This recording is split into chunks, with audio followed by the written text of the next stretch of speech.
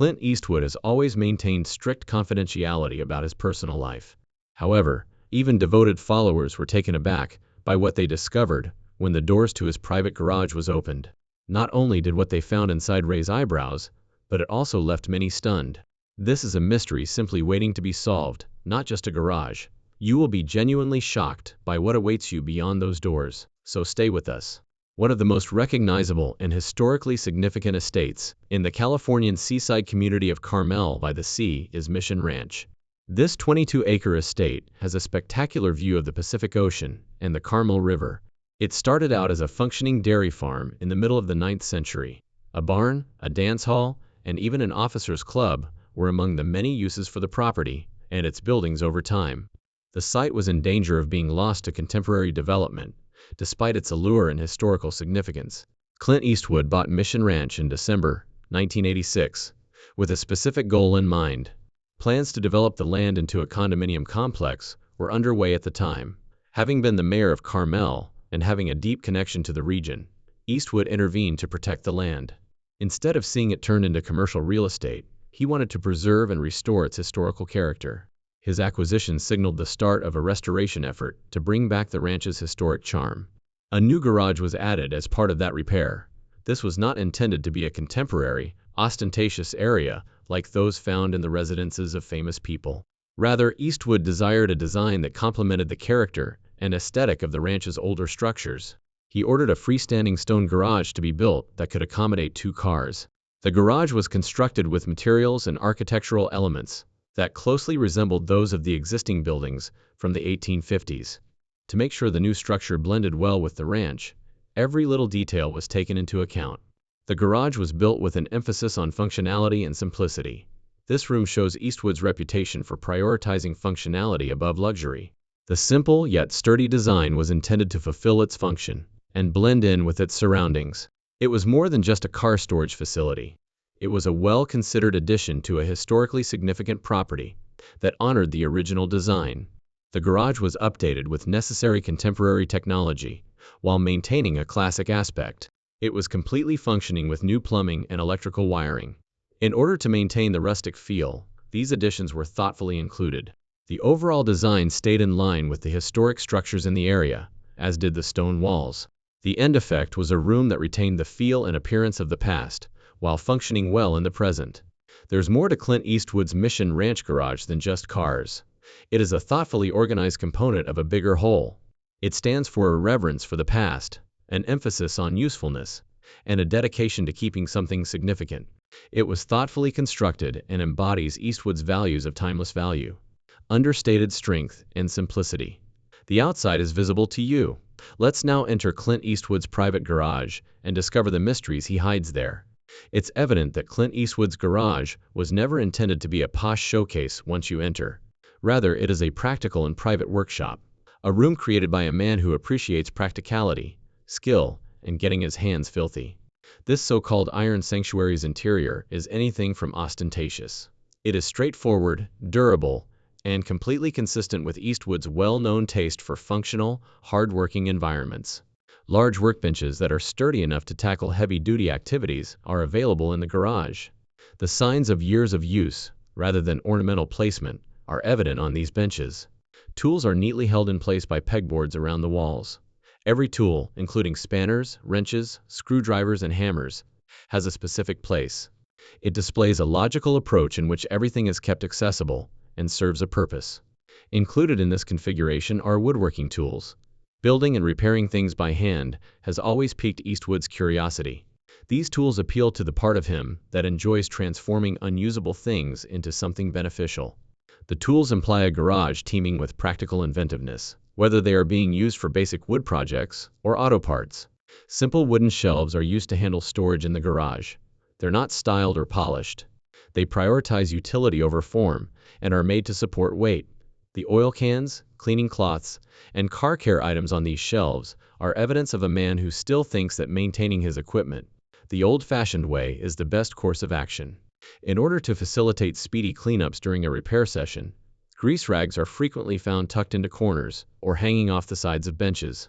The room has cozy, well-lit illumination, Task lights and overhead lighting provide precisely the perfect amount of brightness where it's needed. There is only direct concentrated light to help with actual work here, no ambient glows or chandeliers. Clint Eastwood's personality is evident in every aspect of the garage. It is robust, silent, and free of frivolity. The area is there for a reason, not to impress others. In this chamber, actual work is done, tools are revered, and history is preserved via practical maintenance. It's more than just a garage. It is a haven of perseverance, talent, and independence. This is the element that really makes his garage unique. For many years, his renowned automobile collection was kept secret. Let's examine it more closely. In addition to being a personal workshop, Clint Eastwood's garage is home to a few unique cars that are closely related to his illustrious career. These vehicles have value beyond their monetary worth. They have great sentimental, historical, and cinematic value. The anthology as a whole narrates the tale of a man whose life has been anything from typical. The 1972 Gran Torino Sport from his movie Gran Torino is the most well-known item in the collection.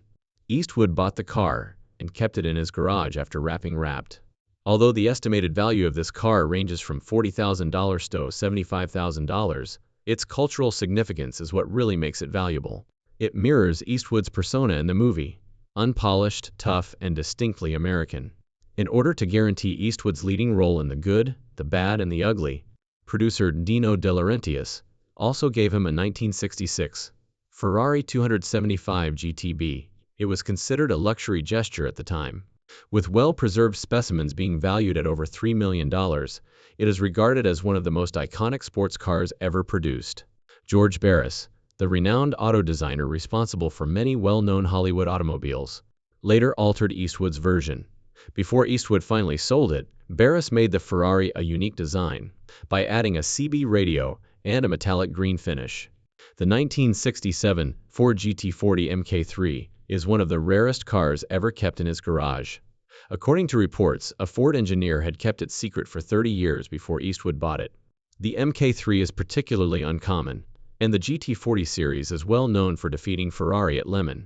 In the end, just 7 were constructed for street usage. This car is one of the most historically significant vehicles associated with the Eastwood name, with an estimated worth of $4 million or more. In keeping with Eastwood's film tradition, it embodies not only outstanding acting, but also the spirit of the rebellious underdog. A 1957 Mercedes-Benz 300 SL Roadster that was found in a Beverly Hills garage is also included in the garage. This variant is an absolute collector's dream, as only 29 aluminum-bodied models were ever produced. The automobile is worth far more than $1.5 million, contingent on circumstances. Its elegant lines and superb engineering make it a representation of classic European design that elevates Eastwood's tough collection. The 1937 Lincoln K-Series convertible that was used to film Honky Tonk Man is another unique item. Eastwood eventually bought an identical model for himself because he became so connected to the vehicle. At an estimated $100,000 to $150,000, it may not be as expensive as the others, but it has significant personal significance. It links his passions and personal life to his cinematic storytelling. There's more to see just when you believe the garage has reached its peak. Undiscovered treasures and rare barn finds that have a deeper meaning. There is another type of collection in Clint Eastwood's garage, beyond the polished cinema icons. Automobiles that were preserved out of love and heritage, rather than for glitz. These are his rarities and barn-find classics.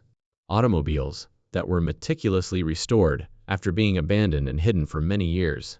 Eastwood's genuine admiration for old craftsmanship and his profound reverence for automotive heritage are evident in this section of his garage. Among Eastwood's automobiles, one of the most amazing finds is a Shelby Cobra 289 competition, one of just 6 ever made. This automobile, which Eastwood bought in 1964, was kept in storage for 58 years. At shows, it wasn't paraded or on display. Rather, it remained parked just where it was, deep within his garage. The Cobra was found with its original factory paint, Goodyear tires, and unaltered parts. This type of validity is quite uncommon for collectors. Over the years, most Cobras have been restored or changed, but Eastwood's model has remained almost exactly as it was, making it a valuable piece of automotive history. Eastwood's collection goes far beyond well-known models, as this discovery demonstrated to the globe. European classics that were previously unrecorded or unknown to the general public are kept in his garage. These cars, which were discovered through enthusiast films and collector circles, provide insight into the personal aspect of his love. They recommend a man who preserves history rather than collecting to win favor with others. Stories and cars, not simply speed.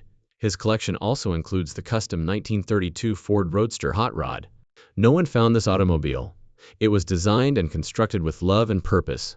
After admiring California's hot rod culture for a long time, Eastwood finally realized a lifelong ambition by commissioning a roadster that exuded strength and individuality. The end product was a sleek, handcrafted vehicle, inspired by the heyday of American custom automobiles. There is more to the 32 Roadster than just a classic. A rolling piece of California flair, it pays homage to the time period that influenced Eastwood's formative years. A 1960 Jaguar XK 150 Roadster, a British classic with a personal link, is also kept in his garage. Eastwood's 1971 directing debut, Play Misty for Me, included this vehicle. Eastwood maintained the car after it performed a subdued but memorable part in the movie. The XK 150 now functions as a memento of the movie that began his career behind the camera, as well as a collectible. Their worth extends beyond their monetary worth. They are rich with artistry, history, and emotional significance. Whether it's a long-forgotten Shelby or a Jaguar associated with the movie, each car has a backstory. And when combined, they demonstrate that despite his wealth and notoriety, Eastwood is still a man who values heritage, classic design, and mechanics. Eastwood's collection veers between classic pieces and contemporary muscle, demonstrating his appreciation for both innovation and heritage. There are some unexpected shocks in Clint Eastwood's garage. Despite the fact that it is well known for containing rare treasures and movie legends, a new aspect of Eastwood's automotive style is revealed by the performance-driven automobiles, and even contemporary electric cars that are mixed in with the old Cobras and Lincolns, utilized in the movie. These surprising additions demonstrate that Eastwood prioritizes engineering, speed, and usefulness in addition to legacy and history. The 1992 GMC Typhoon is among the more unexpected automobiles in his collection. Although it may appear to be a typical SUV at first glance, this vehicle is everything but. The Typhoon's turbocharged V6 engine allowed it to reach 60 mph from zero in roughly 5.3 seconds. Compared to many sports cars of the day, that was faster. Constructed as a high-performance SUV, the Typhoon is today regarded as a cult classic, valued by enthusiasts and collectors for its exceptional power and utility combination. It may seem odd to have it in Eastwood's garage, but it shows how much he values cars that are more than just what they look like. The 1966 Mini Countryman Cooper S, a very uncommon find, adds to the variety. There were never many of these mini wagons made. The Cooper S model fused authentic racing DNA with the Mini's little appeal. This particular model in Eastwood's collection is extremely unusual and individualized due to its unique alterations. It demonstrates that Eastwood's garage is more than simply muscle cars and vintage American vehicles and pays homage to European engineering. The Fiat 500e, a compact electric city car that is a far cry from a Shelby Cobra or a roaring Ford GT40, is possibly the most surprising addition. Eastwood has been seen driving one in Los Angeles. Despite its modest appearance, the 500e's 111 horsepower and 8.4-second 0-60 time exceed expectations. In urban traffic, it is competitive. It has contemporary amenities including a digital display and a touchscreen infotainment system. Despite having little room, the back seat is ideal for Eastwood's way of life. Just function, no flash, no film crew. At about $34,000, the Fiat 500e is an affordable and environmentally responsible option, particularly in a metropolis like Los Angeles. Eastwood's choice to drive a little electric car, at a time when many celebrities are spending millions on opulent supercars, speaks much about his grounded nature. He makes decisions based on what suits him rather than what attracts attention on Sunset Boulevard. When combined, these contemporary, performance-oriented cars demonstrate how unexpected Eastwood's collection is. It combines innovation with history, powerful power, and quiet efficiency. These decisions reveal a man who is well-versed in the past, present, and future of the route. Whether it's a futuristic electric city car, a vintage rally-ready Mini, or a turbocharged SUV, Eastwood's garage never fails to exceed expectations. There's something more personal about Eastwood's garage, away from the cars. Personal belongings that provide genuine personality to the room. Let's examine the moments captured inside these silent walls in more detail. There is much more to Clint Eastwood's garage than just parking exotic vehicles or doing repairs. Beyond horsepower or car design, it's a place that feels lived in, subtly expressive, and full of tales. As you pass the tool cabinets and workbenches, you start to see items that represent Eastwood's personality, as well as his professional background. The garage becomes into something far more than a place to store machines. With thoughtful curation, genuine character, and personal touches, it turns into a living museum of memories. The way Eastwood maintains his tools and workspace is well organized. Eastwood's garage exhibits discipline, experience, and pride in the practical job, much like his character Walt did in Gran Torino, where he kept his garage in military precision. The tools are labeled, kept clean, and stored carefully. Spare parts, rags, and lubricants are arranged neatly on shelves.